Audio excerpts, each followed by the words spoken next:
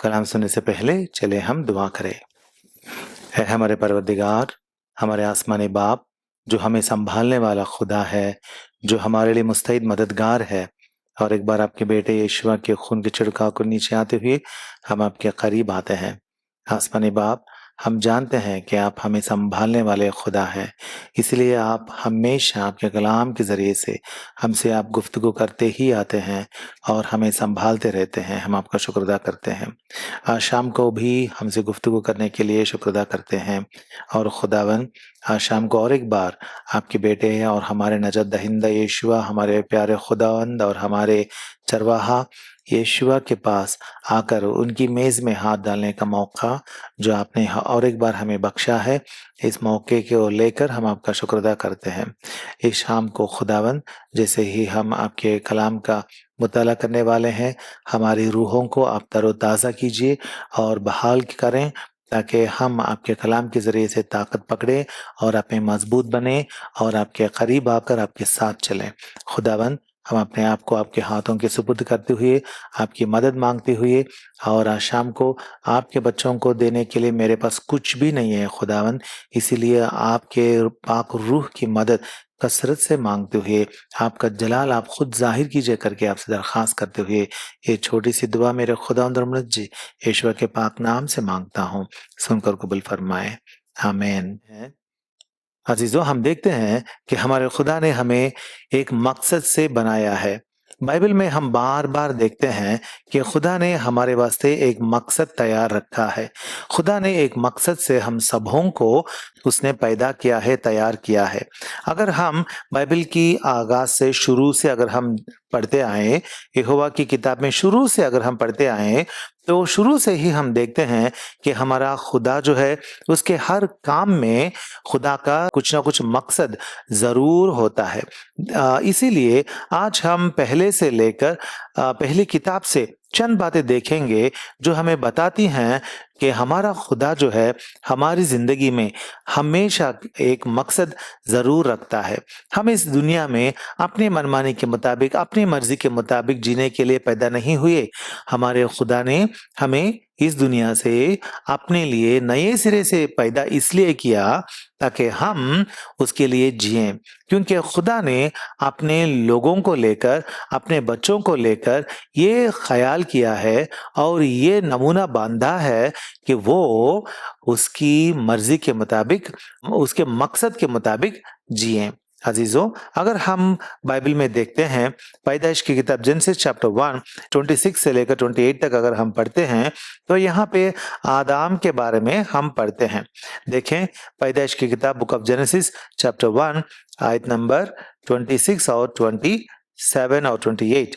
फिर खुदा ने कहा, हम इंसान को अपनी सूरत पर अपनी छवि की मानिंद बनाएं और वो समुंदर की मछलियों और आसमान के परिंदों और चौपाइयों और तमाम जमीन और सब जानदारों पर जो जमीन पर रेंगते हैं इख्तियार रखें। और खुदा ने इंसान को अपनी सूरत पर पैदा किया, खुदा की सूरत पर उसको पैदा किया, नरो नारी उनको पैदा किया, और खुदा ने उनको बरकत दी और कहा, फलो और बढ़ो और जमीन को मामूर और महकूम करो और समुंदर की मछलियों और हवा के परिंदों और कुल जानवरों पर जो जमीन पर चलते हैं इख्तियार रखो। यहाँ पे हम देखते हैं कि खुदा ने इंसान को अपनी शबीह की मानिंद, अपनी सूरत में खुदा ने इंसान को पैदा किया था। लेकिन जब पैदा किया था तो किस लिए पैदा किया था? इख्तियार रखने के लिए। चैप्टर 1 वर्स 26 में हम पढ़ते हैं, जमीन पर इख्तियार रखें, इख्तियार रखने के लिए और खुदा को दिखाने के लिए, खुदा की ताकत को इस दुनिया में दिखाने के लिए, इस दुनिया पर राज करने के लिए और इस दुनिया को मामूर और महकूम करने के लिए खुदा ने इंसान को बनाया था। बिला वजह बिना मकसद का खुदा ने इंसान को, आदम को नहीं बनाया था। जब खुदा कुछ भी करता है हमारी जिंदगियों में भी, जब खुदा कुछ भी करता है तो उसमें खुदा का एक जरूर पोशीदा, महफूज पोशीदा मकसद जरूर रहता है। पोशीदा मकसद, द हिडन प्लान और his intention, the hidden thing, पोशीदा है, वो पोशीदा है, दैट इज हिडन थिंग। इंसान को वो साफ साफ नजर नहीं आता कि खुदा का मकसद क्या है, इंटेंशन क्या है, लेकिन खुदा उसे पोशीदा रखता है, पर उस पर अमल करता है और उस अपने मकसद को, जो खास मकसद है, उसे वो हमारी जिंदगियों में लागू करता है और हमें फ्यूचर में, मुस्तकबिल में दिखा भी देता है। इसीलिए अजीजों, याद रखें कि हमारे खुदा को हमारी जिंदगी में एक मकसद तो जरूर है। खुदा ने जब आदम को पैदा किया तो खुदा ने उसे एक काम सौंपा था। वो काम क्या है देखें, जेनेसिस चैप्टर 2 वर्स 14, पैदाइश की किताब 2 की 15। और यहोवा खुदा ने आदम को लेकर बाग एदेन में रखा कि उसकी बागबानी और निगहबानी करे। क्या किया था यहोवा खुदा ने? यहोवा खुदा ने आदम को लेकर बाग एदेन में रखा कि उसकी बागबानी और निगहबानी करे। उसको क्या करना था? उसे काम करना था। आदम को क्या करना था? खुदा के पास आकर काम करना था, खुदा का काम करना था और उस बाग एदेन की बागवानी और निगाहबानी करनी थी। अजीजों, ये था आदम की जिंदगी में यहोवा खुदा का मकसद। बाइबल में हर एक जिंदगी में, हर एक यीशुई मतलब हर एक मोमिन की जिंदगी में ये काम खुदा करते आया। दावीद की जिंदगी में हम देखते हैं और बहुत सारे लोगों की जिंदगियों में हम देखते हैं।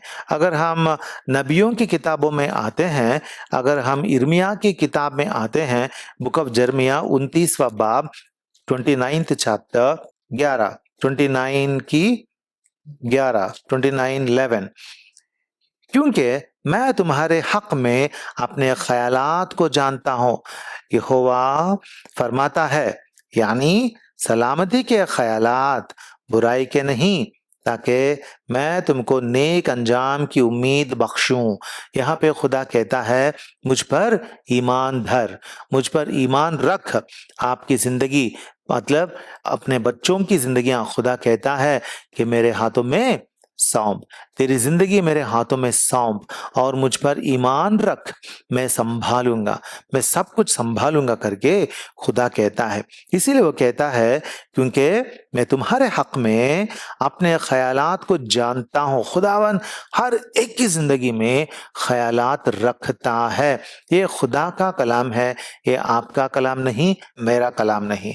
बहुत सारी बार हम खुदा को भूल जाते हैं और खुदा पर ईमान रखना भूल जाते हैं और खुदा हमारी फिक्र करता है और हमारी मदद करता है और वो हमारे साथ है और वो हमारा बाप है। आपको फिक्र करने की जरूरत नहीं, बाप के हाथों में देना, तो आपका बाप खुदा यहोवा जो है वो फिक्रमंद है आपका और आपकी मदद करेगा करके बहुत सारी बार आप और हम भूल जाते हैं। इसीलिए हम दिलसोज हो जाते हैं, घबरा जाते हैं, हैबत खा लेते हैं, खौफ खाते हैं, डर जाते हैं। लेकिन खुदा फरमाता है, मैं तुम्हारे हक में अपने ख्यालात जानता हूं। खुदावन ख्यालात रखते हैं आपकी जिंदगी को लेकर, आपके घराने को लेकर, आपके बच्चों को लेकर, आपकी बीवी को लेकर, आपके शौहर को लेकर, आपके वालिदैन को लेकर, आपके काम को लेकर, आपके दोस्तों को लेकर, आपके मुस्तकबिल को लेकर, आपकी हर चीज को लेकर यहोवा खुदा क्या कहता है? मैं ख्याल रखता हूं। अजीजों, तो हमें क्यों फिक्र करना? बाप के हाथों में सौंप देना तो बाप देख लेंगे। ईमान लाना, खुदावंद यीशुआ के जरिए से ये कहना, ऐ मेरे आसमानी बाप, मैं जानता हूं कि आपने हाँ, कलाम में फरमाया कि आप मेरी फिक्र रखते हैं, इसीलिए मैं मेरा पूरा का पूरा बोझ जो है आप पर उंडेल देता हूं। अगर आगे बढ़ेंगे तो नए अहदनामा में और एक बात हम देखते हैं। देखें एफिशियंस चैप्टर 2 एंड वर्स 10, एफिसियों की किताब 2 की 10, क्योंकि हम उसकी कारीगरी हैं और माशक यीशुआ में वो नेक अमाल के वास्ते मखलूक हुए जिनको खुदा ने पहले से हमारे करने के लिए तैयार किया था। तो यहाँ पे क्या लिखा हुआ है, हम उसकी कारीगरी हैं, खुदावंद यीशुआ में हम खुदा की कारीगरी हैं। आप कौन हो? आप कौन हैं? मैं कौन हूं? मैं और आप और हम सब जो यीशुई मोमिन हैं, जिन्हें खुदा ने हलाक होने वाली इस दुनिया से चुनकर बाहर निकाला, खुदावंद यीशुआ के खून में धोकर नेको पाक करके अपनी आसमानी बादशाहत, पाक जगह और दायमी जगह, हमेशा के जलाल की जगह को हमारे लिए वादा किया था। हम कौन हैं? हम नजात याफ्ता लोग हैं और हम खुदावंद यीशुआ में खुदा की कारीगरी हैं। We are the workmanship, God's workmanship. We are created by God, we are created by God. खुदा की कारीगरी हैं। क्यों खुदा ने हमें बनाया? पहली बार हमारे माँ के बतन में, पेट में खुदा ने हमें बनाया और उसके बाद खुदावंद यीशुआ में हमें नए सिरे से पैदा करके God had created us. God created you intentionally. It was never a mistake and God has a purpose for your life. खुदा ने आपको intentionally, जानबूझकर आपको पैदा किया और आपकी जिंदगी को लेकर खुदा की निस्बत, खुदा के दिल में, उसके जहन में एक बहुत अच्छा ख्याल है, एक मकसद है, एक मकसद है और उस मकसद को खुदा जरूर पूरा करेगा। खुदा अपनी मकसद को कभी भी वो अंजाम ना देते हुए छोड़ नहीं देगा, बल्कि बिल्कुल अंजाम देगा। इस यकीन दहानी के साथ, इस ईमान के साथ हम आगे बढ़ें। और जब खुदा ने अपने कलाम में कहा और साफ जाहिर किया कि उसने हमको एक मकसद से पैदा किया है, तो खुदा के कलाम में उस मकसद के साथ ही साथ खुदा और कुछ चाहता है। वो क्या है, जरा हम देखें। जेनेसिस चैप्टर 3 वर्स 8, पैदाइश की किताब 3 की 8, और उन्होंने यहोवा खुदा की आवाज जो ठंडे वक्त बाग में फिरता था सुनी, और आदम और उसकी बीवी ने अपने आप को यहोवा खुदा के हुजूर से बाग के दरख्तों में छुपाया। क्या देखते हैं हम यहाँ पे? God came walking in the garden seeking Adam and ewe. यहाँ पे क्या देखते हैं? यहोवा खुदा, हाँ, आदम और खव्वा के साथ वक्त बिताने के लिए उनको ढूंढते हुए आता है। खुदा को सब कुछ पता है कि कौन क्या है, कहाँ है, लेकिन यहाँ पे खुदा इंसान को अपनी गलती का एहसास दिखाने के लिए वो इस तरह उनको बुलाता भी है। और आयत नंबर 8, और उन्होंने यहोवा खुदा की आवाज सुनी। यहोवा खुदा की आवाज सुनी। अजीजों, खुदा चाहता है कि हम उसकी आवाज सुने, हम उसके साथ जिए, हम उसके करीब आए। अजीजों, इस दुनिया में बहुत सारे लोग हैं, यीशुई अब कहलाते हैं, क्रिश्चियन कहलाते हैं और चर्च जाते हैं, कलाम सुनते हैं, लेकिन उनकी जिंदगी में कुछ भी बदलाव नहीं आती। अजीजों, याद रखें, हम उस तरह के यीशुई मोमिन बनकर ना रहें। खुदा चाहता है कि हमारे साथ रिफाकत रखे, हम उसकी बातें सुने और वो हमारी बातें सुने, और इस तरह बाहमी बाहमी रिफाकत जो है, शिराकत जो है, हम खुदा के साथ रखें। ये खुदा की चाहत है। क्या आप हर दिन खुदा की आवाज सुनते हैं?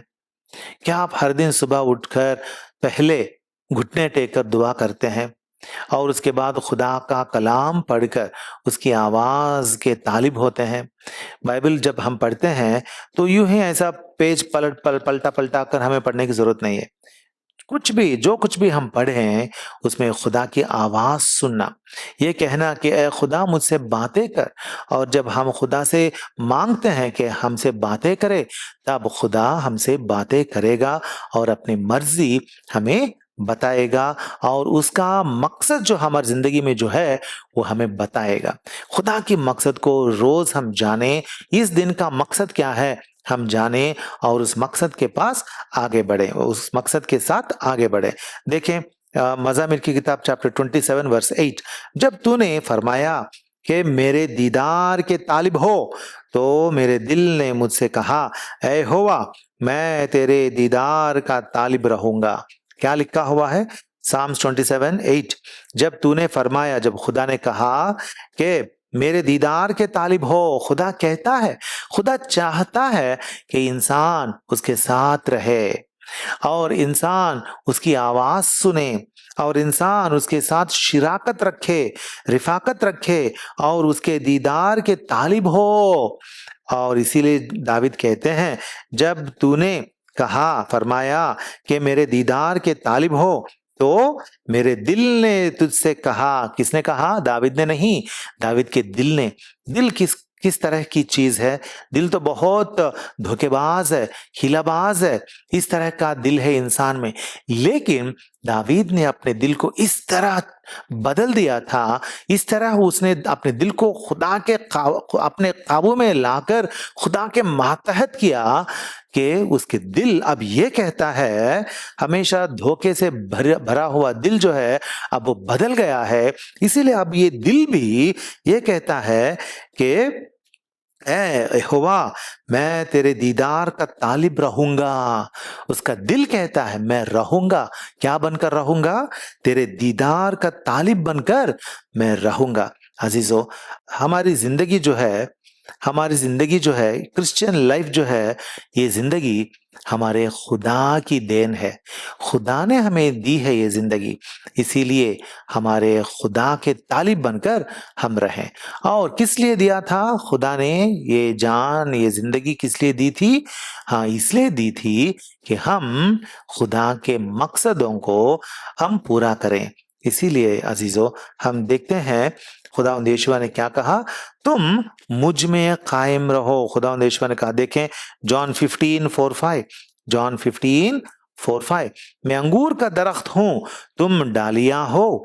जो मुझ में कायम रहता है और मैं उसमें, वही बहुत फल लाता है, क्योंकि मुझसे जुदा होकर तुम कुछ नहीं कर सकते।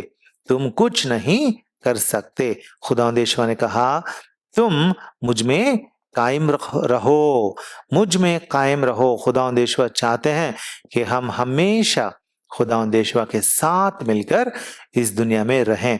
इसीलिए हमें खुदा के करीब हर दिन जाने का तमन्ना रखना है। हमारे अंदर क्या तमन्ना रहना है? किस तरह का तमन्ना रहना है?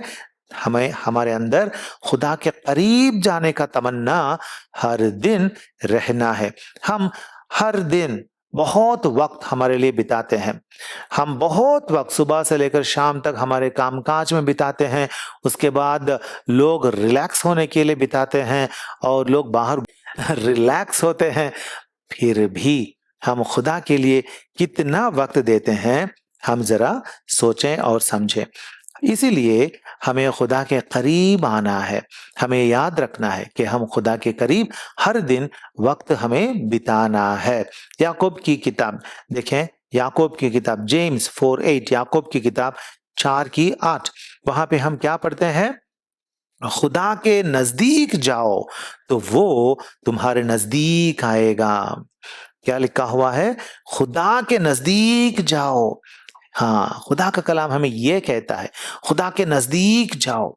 कुछ लोग कहते हैं, अरे ये तो खुदा खुदा बोलता है हर वक्त, सुबह देखो खुदा बोलता है, जो कुछ उसके साथ बात करो वो खुदा बोलता है, जो कुछ फैसला करना है उसके लिए खुदा बोलता है, कपड़े पहनने के लिए खुदा बोलता है, खाने खाते वक्त खुदा बोलता है, लोगों के साथ जाने के लिए और मीटिंग्स में जाने के लिए या चिल्लोट करने के लिए जाने के लिए खुदा बोलता है।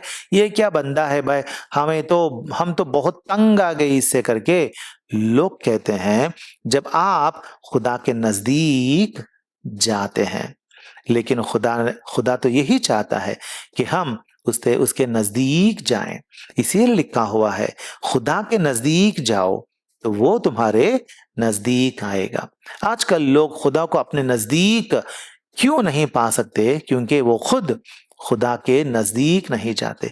हर चीज में, हर बात में, हर लम्हे, हर हर एक चीज में खुदा के नजदीक, उसके करीब, उसके पास हमें जाना है और जाकर वहां रहना है। क्योंकि खुदा ये चाहता है कि अपने लोगों के साथ एक पर्सनल रिलेशनशिप या निजी रिफाकत या शिराकत वो रखना चाहता है। इसीलिए खुदा के करीब हमें जाना है।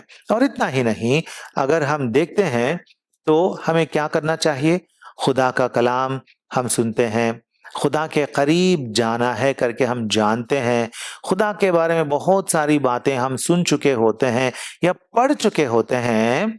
लेकिन तीसरी अहम बात यह है कि हमें फरमाबरदार होना चाहिए। We should be obedient to God. खुदा के कलाम को लेकर हमें क्या करना चाहिए? ओबीडियंट होना चाहिए। यही हम देखते हैं। देखें जेनेसिस चैप्टर 2, पैदाइश की किताब बाब नंबर 2 और आयतें 16 और 17, 16 एंड 17। पैदाइश की किताब बुक ऑफ जेनेसिस चैप्टर 2 और वर्सेस 16 एंड 17। और यहोवा खुदा ने आदम को हुक्म दिया और कहा, तू बाग के हर दरख्त का फल बेरोक टोक खा सकता है, लेकिन नेको बदी की पहचान के दरख्त का कभी ना खाना, क्योंकि जिस रोज तूने उसमें से खाया तू मरा। खुदा ने क्या कहा था आदम से? हाँ, हुक्म देकर कुछ कहा था। क्या था? इस दरख्त में से, वो नेको बदी की पहचान के दरख्त का फल कभी मत खाना। क्या थी वो बात? वो बात क्या थी? कलाम वहां फरमाता है, और यहोवा खुदा ने आदम को हुक्म दिया। ये क्या है? वो कलाम क्या था? हुक्म था, खुदा का हुक्म था। हमारी जिंदगी में हमें याद रखना है कि खुदा हमें हुक्म देता है, हुक्म देता है। और ये हुक्म जो होते हैं वो हमारे नुकसान के लिए बिल्कुल नहीं होते, हमारे इत्मीनान, अमन, चैन और आराम के लिए ये हुक्म होते हैं। कभी कभार ऐसा लगता है कि क्रिश्चियन लाइफ जीना, यीशुई जिंदगी जीना बहुत मुश्किल है, क्योंकि ये लाइफ बहुत रेस्ट्रिक्टेड लाइफ है, ये तंगी जिंदगी है, ऐसा हमें लगता है। बात तो पक्की है, बात तो दुरुस्त है, क्योंकि ऐसा लगना सभी को लगता है। और ये बात पक्की है, क्योंकि खुदा ने क्या कहा था? हाँ, उसकी राह जो है, उसका रास्ता जो है वो बहुत नैरो है। नैरो वे करके हम बाइबल में पढ़ते हैं ना, इस तरह की राह है खुदा की राह। लेकिन हमें क्या करना चाहिए? हमें याद रखना चाहिए जो कमांड खुदा ने दिया था, और वो कमांड, उसके अहकाम, उसके हुक्म हम कहाँ पढ़ते हैं? कलाम में पढ़ते हैं। इसीलिए जो कुछ हम कलाम में पढ़ते हैं उसके फरमा बरदार हमें होना चाहिए। बहुत सारी बार लोग फरमा बरदार नहीं होते हैं। खुदा के कलाम को, खुदा ने जब आदम को हुक्म दिया था, हम पढ़ते हैं बाद में कि इंसान ने गुनाह किया, हुक्म को तोड़ा और गुनाह किया, और उसके बाद खुदा से दूर हो गया। हम भी ऐसा ही करते हैं। खुदा ने क्या कहा? कलाम में बहुत सारी बातें खुदा ने कही थी, बहुत सारे हुक्म अहकाम हैं, लेकिन हम भूल जाते हैं। जब सातान हमें आजमाने के लिए आता है तो खुदा के कलाम को हम भूल जाते हैं। लेकिन खुदावंद यीशुआ ने ऐसा नहीं किया था। खुदावंद यीशुआ जो हम सबों के एग्जाम्पल हैं, खुदावंद यीशुआ ने क्या किया था? देखो मत्ती की खुशखबरी 4:4, मत्ती की खुशखबरी 4:4 क्या लिखा हुआ है? उसने सातान से जवाब में कहा, लिखा है, आदमी सिर्फ रोटी ही से जीता ना रहेगा, बल्कि हर बात से जो खुदा के मुंह से निकलती है। खुदावंद यीशुआ ने कहा, हाँ लिखा है। सातान जब आजमाने के लिए खुदावंद यीशुआ के पास आया तो खुदावंद यीशुआ ने क्या कहा? लिखा है। खुदावंद ने याद रखा कि जो कुछ लिखा है उसके मुताबिक मुझे चलना है। हमारे लिए बहुत बड़े मिसाल हैं, एग्जाम्पल हैं लॉर्ड जीसस। इसीलिए अजीजों, खुदा के कलाम को हम ज्यादा से ज्यादा पढ़ें, खुदा के कलाम को हम ज्यादा से ज्यादा पढ़ें और उस पर अमल करें। अगर आप कलाम को पढ़ते ही नहीं हैं तो आप अमल कहाँ से करेंगे?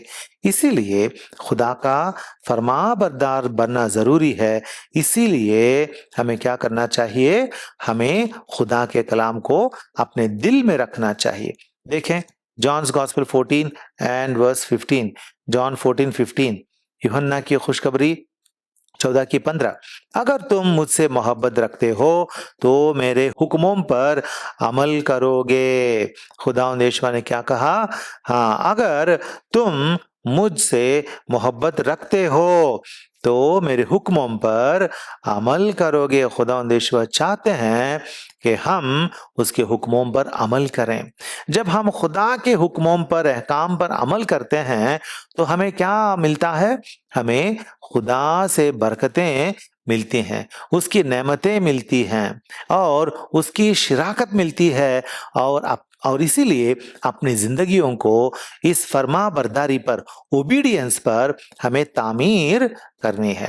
We have to build our lives on the obedience which we show to God. लेकिन बहुत सारे लोग अपनी जिंदगियों को इस तरह ओबीडियंस पर तामीर नहीं करते, अपनी जिंदगी अपनी मर्जी के मुताबिक जीना चाहते हैं। वो लोग पार्शियल ओबीडियंस दिखाते हैं। लेकिन देखें, पार्शियल ओबीडियंस ओबीडियंस ही नहीं होता। हाँ, पार्शियल ओबीडियंस क्या है? अगर आप अपने बच्चे से कहेंगे कि बेटा जाकर वहां पे जो दरवाजा है वो बंद करके आ जा, और वो जाता है और दरवाजा बंद करके आ जाता है, और बाद में कहेंगे बेटे अब जा और ऊपर कपड़े हैं उन कपड़ों को ले आ और उनको अच्छे से सेट करके अलमारी में रख देना, और वह कहता है ना माँ, ना अम्मी, ना अब्बू, मैं करूंगा नहीं, मुझसे नहीं होता, मैं नहीं करूंगा, ऐसा बोल देता है। आप समझते हैं कि वो पार्शियल ओबीडियंस दिखाया, उसने पार्शियल ओबीडियंस दिखाया, पार्शियल ओबीडियंस दिखाया। नहीं नहीं नहीं, ऐसा नहीं है। उसको वहां से बहुत जोर से हवा लगने की वजह से उसने आपका पहला हुक्म माना और जाकर दरवाजा बंद किया। उसको हवा लगने की वजह से उसने बंद किया। उसकी चाहत भी थी कि ऐसा मैं करूं, इसलिए उसने वो किया। लेकिन दूसरा काम जो आपने कहा था, बताया था, उसने नहीं किया क्योंकि उसमें उसकी मर्जी शामिल नहीं थी। तो उसने पार्शियल ओबीडियंस जो आपने समझा, उसमें उसने क्या किया? उसने ये किया कि उसने अपनी मर्जी की लेकिन आपकी मर्जी टुकरा दी, आपका हुक्म टुकरा दिया। इस तरह पार्शियल ओबीडियंस जो लोग कहते हैं वो पार्शियल ओबीडियंस बिल्कुल नहीं है, वो उसकी मर्जी है। उसने सिर्फ अपनी मर्जी की थी, आपकी मर्जी नहीं की थी, आपका ओबीडियंस बिल्कुल नहीं किया था। इसीलिए अजीजों, आप अपनी जिंदगी को जरा देखें, आप कितना ओबीडियंट हैं। अगर आप भी खुदा जो कहता है, खुदा का कलाम जो कहता है, उसका बिल्कुल ओबीडियंट हैं तो आप सच में ओबीडियंट हैं, फरमाबरदार हैं। अगर आप खुदा के कलाम में जो आपकी मर्जी के मुताबिक करेंगे और उसके बाद जो आपकी मर्जी से जो मेल नहीं खाता, अगर उस हुक्म पर अमल नहीं करेंगे तो आप क्या कर रहे हैं?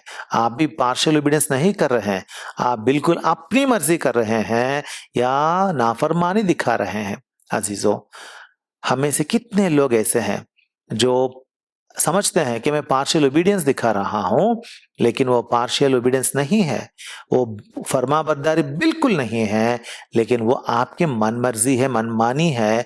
इसीलिए आप अपने आप को बिल्कुल फरमाबरदार बनाएं। और हमारी जिंदगी में इस तरह जब हम आगे बढ़ते रहते हैं तो आदम और खव्वा के पास कौन आया था? हमको पता है, सातान आया था। सातान किस तरह आया था? एक सांप की शक्ल लेकर आया था। देखें पैदाइश की किताब जेनेसिस चैप्टर 3 वर्सेस 1 to 5। और सांप कुल दश्ती जानवरों से जिनको यहोवा खुदा ने बनाया था चालाक था, और उसने औरत से कहा, क्या वाकई खुदा ने कहा है कि बाग के किसी दरख्त का फल तुम ना खाना? औरत ने सांप से कहा, बाग के दरख्तों का फल तो हम खाते हैं, पर जो दरख्त बाग के बीच में है उसके फल की बाबत खुदा ने कहा है कि तुम ना तो उसे खाना और ना छूना, वरना मर जाओगे। तब सांप ने औरत से कहा, तुम हरगिज ना मरोगे, बल्कि खुदा जानता है कि जिस दिन तुम उसे खाओगे तुम्हारी आंखें खुल जाएंगी और तुम खुदा की मानिंद नेको बद को जानने वाले बन जाओगे। सातान ने आया और सातान ने खुदा के कलाम के बारे में एक सवाल पूछा। खुदा ने बताया था कि ऐसा करना, वो मत खाना। सातान आता है और कहता है, क्या खुदा खुदा ने ऐसा कहा था? एक सवाल वो पैदा करता है। What does he do? Satan, he brings up a question, or he questioned God's word and he deceived Eve. He questioned God's word. खुदा का कलाम जो है उसके बारे में वो सवाल खड़ा करता है। यह है सातान का काम। तो आप जब फरमाबरदार बनते हैं, खुदा के फरमाबरदार बनकर जीते हैं, तो आपके सामने सातान बहुत सारे सवाल ले आएगा ताकि आपको गिरा दे, ताकि आपको बिल्कुल हरा दे, गिरा दे। और क्या हुआ था? हाँ, हम जानते हैं बाद में कि आदम और खवा वो फल खाते हैं और हाँ, गुनाह में गिर जाते हैं। लेकिन खुदा क्या कहता है? खुदा कहता है कि ऐसा मत करना। आपकी जिंदगी में ऐ मेरे बच्चों, ऐ यीशुई मोमिनो, ऐ Christian believers, don't be deceived. देखें 2 कुरिन्थियंस चैप्टर 11 वर्स 3, दूसरा कुरिन्थियों की किताब 11 की 3, दूसरा कुरिन्थियों की किताब 11 की 3। लेकिन मैं डरता हूं कहीं ऐसा ना हो कि जिस तरह सांप ने अपनी मक्कारी से हव्वा को बहकाया, उसी तरह तुम्हारे ख्यालात भी उस खुलूस और पाक दामनी से हट जाएं जो माशियख के साथ होनी चाहिए।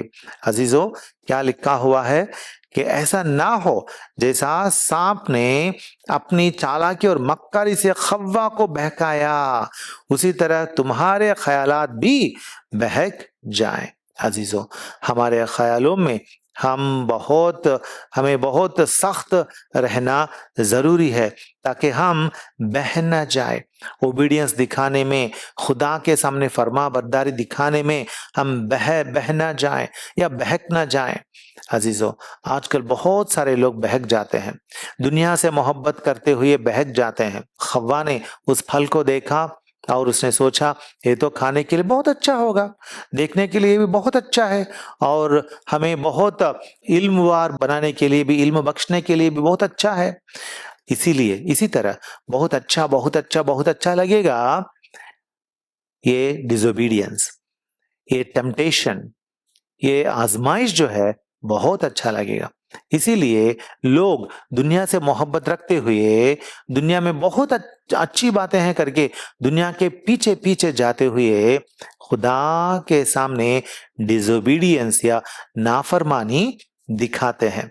इसीलिए अजीजों, खुदा कहता है मेरे बच्चों दूर आओ, सातान से दूर आओ, आजमाइश से, टेम्पटेशन से बाज आओ करके खुदा कहता है।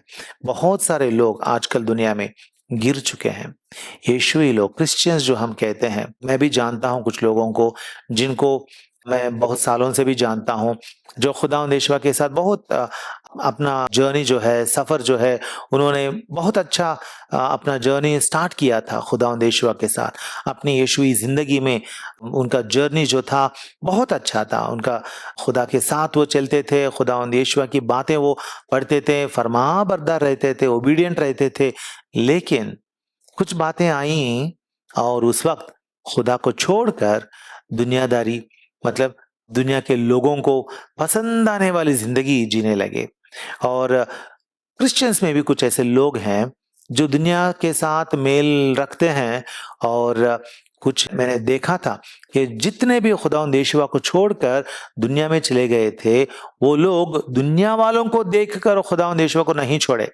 वो लोग उन झूठे क्रिश्चियंस को देखकर, जो अपने आप को क्रिश्चियन बोलते हैं लेकिन दुनिया की जिंदगी जीते हैं, उनको देखकर मैं भी, वो भी क्रिश्चियन है ना, वो भी ऐसा जी रहा है ना, वो भी चर्च को आता है ना, मैं भी उस तरह बन जाऊंगा, मैं भी चर्च को आऊंगा, क्रिश्चियन बतलाऊंगा, अपने आप को क्रिश्चियन बोलूंगा, लेकिन मैं उस तरह दुनिया से मोहब्बत रखते हुए दुनिया की जिंदगी, दुनियादारी की जिंदगी, दुनिया से मेल खाने वाली जिंदगी में जीऊंगा करके लोग चले गए।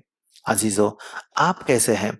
अगर आप खुदा से दूर हो चुके हैं, अगर आप गिर चुके हैं, अगर आप दुनिया से मेल खाते हुए, दुनिया से मोहब्बत रखते हुए दुनिया के साथ चले गए हैं, फिर भी आपको खुदा फिर वापस बुलाता है, क्योंकि खुदा हमेशा हमसे मोहब्बत रखता है। वो हमें हलाक करने वाला खुदा नहीं है। He is not a god who wants to destroy us. कुछ लोग समझते हैं कि खुदा खुदा लोगों को हलाक करना चाहता है। कुछ लोग ये भी कहते हैं कि खुदा ने कुछ लोगों को दोज़ख के लिए बनाया है, नरक के लिए पैदा किया है। हमारे क्रिश्चियंस में भी कैल्विनिस्ट लोग हैं ना, वो कैल्विनिस्ट बोलते रहते हैं, हाँ खुदा ने कुछ लोगों को दोज़ख के लिए बनाया है, पैदा किया है। वो सरासर झूठ है। खुदा के कलाम में खुदा चाहता है कि कोई भी आदमी दोज़ख में ना जाए। किसी को भी हलाक करना उसका मंसूबा या ख्याल या मकसद बिल्कुल नहीं है। वो चाहता है कि इंसान फिर वापस आए। इसीलिए हम आदम और खवा की जिंदगी में भी क्या देखते हैं? देखें जेनेसिस चैप्टर 3 वर्स 9, पैदाइश की किताब 3:9, क्या देखते हैं? तब यहोवा खुदा ने आदम को पुकारा और उसे कहा, तू कहाँ है? खुदा ने कहा, तू कहाँ है? यह है हमारे खुदा का दिल। वो हमेशा हमारे साथ रहना चाहता है, इसलिए वो मुआफ करना चाहता है। खुदा को तो पता है कि इंसान ने गुनाह किया और जिस पेड़ का फल, जिस दरख्त का फल ना खाने के लिए खुदा ने कहा था, उसे खाया और गुनाह में पड़ गया। खुदा को मालूम है आदम और खवा की हालत, उनकी सच्ची हालत खुदा को सचमुच पता था। फिर भी खुदा आया और खुदा ने पूछा, तू कहाँ है आदम? तू कहाँ है? आज भी खुदा यही करता है। खुदा कहता है, ए मेरे बेटे, शायद तूने गुनाह किया है, शायद तू बहुत गुनहगार है, लेकिन तू मेरे पास आ। तू कहाँ है? मुझसे दूर मत रह। तुझे मजहब में, दीन में, रिलीजन में नजात नहीं मिलेगी। तुझे दिल का इत्मीनान वहां हासिल ना होगा। तुझे इत्मीनान मैं दूंगा। खुदावंद यहोवा इसीलिए बुलाते हैं, ए बोझ से दबे हुए लोगों, मेरे पास आओ, मैं तुम्हें आराम दूंगा।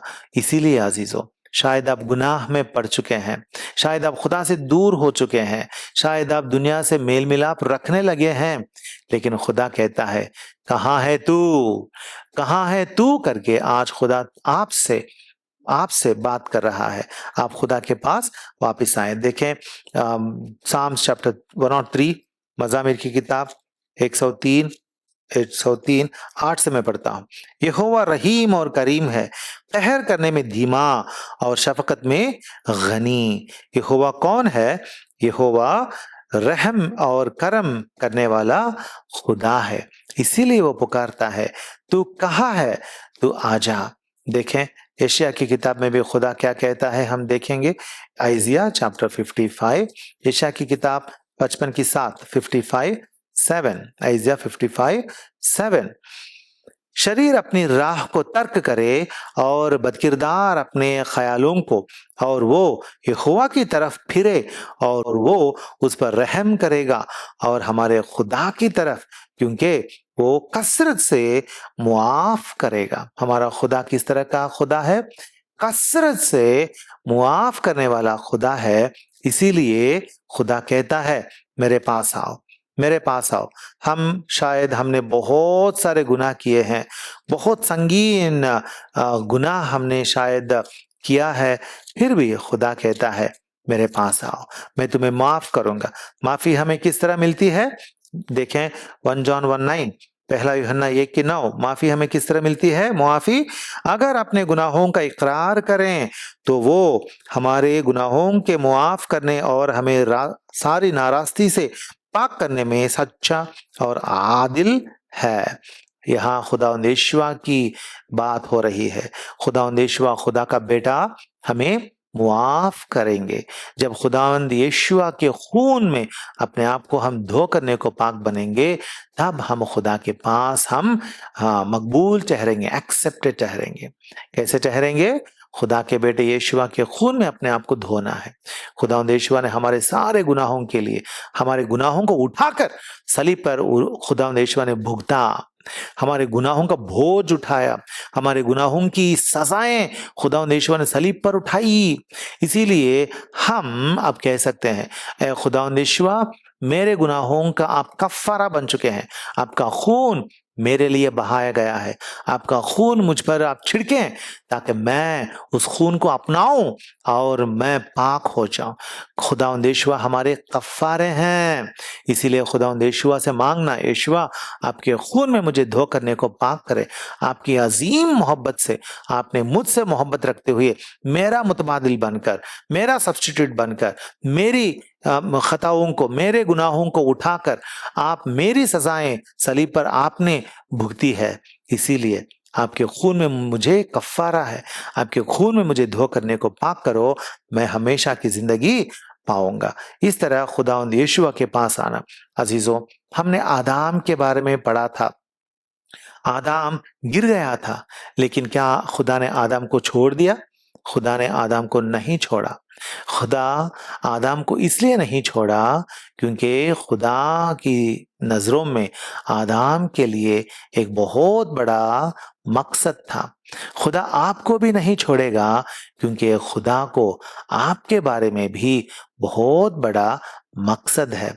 आप नहीं जानते, लेकिन जैसे ही आप फरमाबरदार होकर जिएंगे, ओबीडिएंट होकर जिएंगे, फेथफुल बनकर जिएंगे, अपना मकसद जो है खुदा आपकी जिंदगी में मुकम्मल तरीके से कंप्लीटली वो फुलफिल करेगा। देखें फिलिपियंस चैप्टर 1, फिलिपियों की किताब बाब नंबर 1 और आयत नंबर 6। फिलिपियों की किताब 1:6। और मुझे इस बात का भरोसा है कि जिसने तुम में नेक काम शुरू किया है वो उसे यीशुआ मसीह के दिन तक पूरा कर देगा। क्या लिखा हुआ है?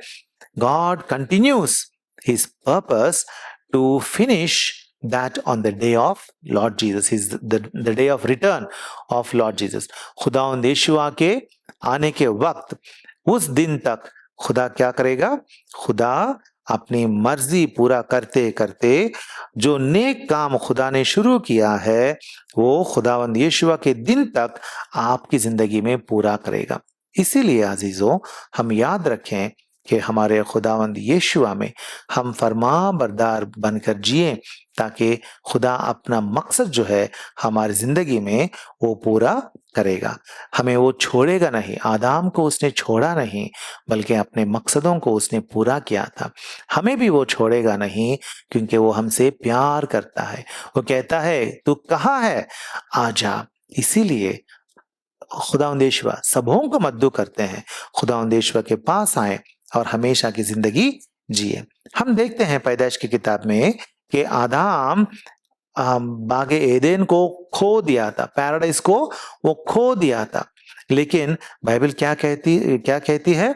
देखें 1 कोरिन्थियंस 15, पहला कुरिन्थियों की किताब बाब नंबर 15, पहला कुरिन्थियों की किताब बाब नंबर 15, 1 कोरिन्थियंस चैप्टर 15 45 to 49, 45 to 49 मैं पढ़ता हूं। चुनांचे लिखा भी है, पहला आदमी यानी आदाम जिंदा नफ्स बना, पिछला आदाम जिंदगी बख्शने वाली रूह बना। क्या है? पहला आदाम कौन है? हम जानते हैं, जमीन से खुदा ने जिस इंसान को पहला बनाया था वो था पहला आदाम। आखिरी आदाम या पिछला आदाम कौन है? हमारे खुदावंद है। हमारे खुदावंद है वो पिछला आदम और खुदावंद यीशुआ में हमें क्या क्या हासिल है, हम पढ़ें।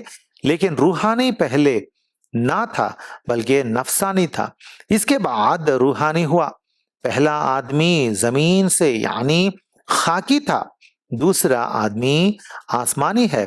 जैसा वो खाकी था वैसा ही और खाकी भी है, और जैसा वो आसमानी है वैसा ही और आसमानी भी है। और जिस तरह हम इस खाकी की सूरत पर हुए उसी तरह उस आसमानी की सूरत पर भी होंगे। ये खाकी कौन है, किसके बारे में यहाँ खाकी करके बताया गया है? पहले आदाम के बारे में, जो खाक से बनाया गया था। और उस खाकी आदाम की सूरत में अब तो हम हैं, लेकिन जब हम खुदावंद यीशुआ पर ईमान लाएंगे तो हम क्या बनेंगे? आसमानी आदाम, मतलब खुदावंद यीशुआ की सूरत पर भी हम होंगे। उस सूरत को हमें पकड़नी है अजीजों, खुदावंद यीशुआ की सूरत में हम बने। हमारा खुदा जो है उसने क्या कहा? आदाम को पुकारा, आदाम को एक मकसद से बनाया। आदाम जब गुनाह किया तो उसे छोड़ा नहीं, उसे उसने पुकारा, अपनाया और गुनाह का हल बनाया। अपने कलाम को मुजस्सम करके, अपने बेटा बनाकर, खुदावंद यीशुआ बनाकर, उन्हें पाक पैदा करके, पाक सलीब पर मसलूब मकतूल करके खुदावंद यीशुआ के खून में हमारे लिए नजात की राह बनाई, नजात दहिंदा हमें बख्शा, और हमारे सारे गुनाहों से हमें मुआफी खुदा बख्शता है। और उसके बाद आसमानी की सूरत, मतलब आसमानी आदाम की सूरत में भी हमें बनाकर ले जाता है। अजीजों, तो आपकी जिंदगी में क्या आप इस तरह के खुदा को, क्या आपने देखा है? क्या आपने इस तरह के खुदा को अपनाया है? आज समझ लेना, यह है बाइबल का खुदा, यह है बाइबल के खुदा यहोवा की मोहब्बत। और इस मोहब्बत के खुदा को अपनाकर खुदा की मोहब्बत में हम हमेशा के लिए आगे जाएं, और इसके लिए खुदा के फरमा बरदार हम बनकर, ओबीडिएंट बनकर, उसके कलाम को अपने दिल में रखकर आगे बढ़े। इस तरह का रहम खुदा हम सबों पर अता फरमाए।